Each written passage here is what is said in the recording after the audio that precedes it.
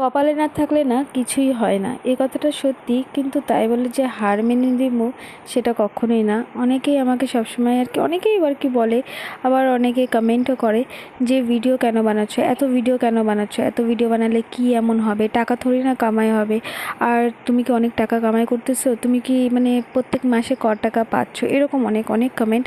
আর সত্যি কথা বলতে ফেসবুকে আমি অনেক দিন আগে পেজ খুলেছিলাম, তাতেও কোনো আমি ইনকাম পাইনি এখনও কোনো রকমই না।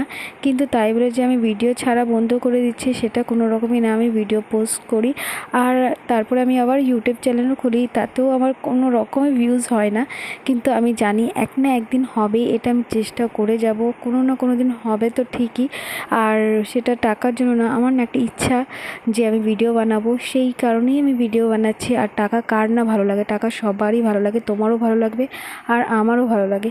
আর সত্যি কথা বলতে কষ্ট করে কামাই করে টাকাটা অনেকটাই প্রিয়, এরকম না যে আমরা বসে বসে এই টাকাটা আর কি পাচ্ছি। যারা ভিডিও বানায়, যারা এডিট করে, আমরা তো তেমন কিছু পারি না, যারা এডিট করে তাদের কাছে জাস্ট একবার শুনবা আর একবার দেখবা যে কতটা কষ্ট, মানে ভিডিও বানানো, ভিডিও এডিট করা, ভয়েস ওভার দেওয়া, ঠিক টাইম মতো পোস্ট করা, বাচ্চার সংসার সামলায় এইসব করা, অনেকটা আর কি কষ্ট হয়। তার মধ্যেও মানে এক একটা অফিসে যেগুলো কাজ হয় সেরকমই আর কি সবারই থাকে।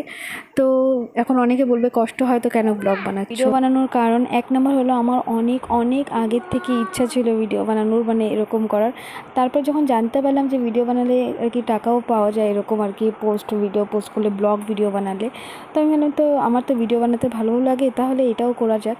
তো এইটার জন্য যে এটা না যে আমি টাকা পাইনি বলে ছেড়ে দেবো, এটা আমার শখ বলে আমি করব, আর একদিন একদিন হবে, এটা আমি সবসময় চেষ্টা করি।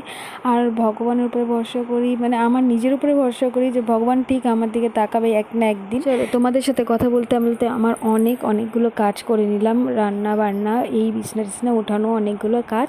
তারপরে এই যে মেয়েকে স্কুলে দিয়ে আমরা গিয়েছিলাম আমাদের নারী শক্তি, মানে আমি একটা গ্রুপে আছি, সেটা আমাদের নারী শক্তি এখানকারই একটা কাজ হচ্ছে, সেটার সূত্রেই একটা স্কুলে গিয়েছিলাম। তো ওখানে গিয়ে অনেক অনেক মজা করলাম। আমি চাই যে আমি ভিডিও বানাই, আমি মেয়েকেও দেখবো, এটা না যে আমি ভিডিও বানানোর জন্য আর কি আমার সংসার সব ছেড়ে দেবো। সত্যি কথা বলতে আমার সংসারটা আগে, আমার মেয়ে আগে, তারপরে আমার নিজেরটা। ভিডিও বানানো শুধুমাত্র আমার নিজের জন্য একটু সময় বের করা, নিজের জন্য একটু মাইন্ড ফ্রেশ করা, এইটাই একটা কারণ।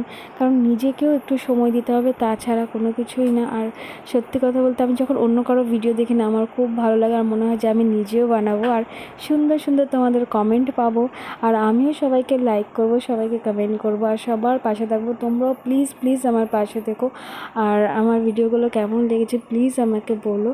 আর যদি কোনো কিছু মানে ঠিক করতে লাগবে সেটাও বলো, আর যদি মানে ঠিকঠাক মানে ভুল হচ্ছে কোনটা সেটাও বলো। তোমরা আমার একটা নিউ ফ্যামিলি, তো কেমন হচ্ছে সেটাও বলো। ছিল আমাদের একটা বিয়ে বাড়ি, সেখানে আমরা গিয়েছিলাম, আমি, আমার মেয়ে, আর হচ্ছে পরিপাপা, ওখানে গিয়েছিলাম, একটা ভাইয়ের বিয়ে ছিল, সেখানে অনেকটা মজা করলাম।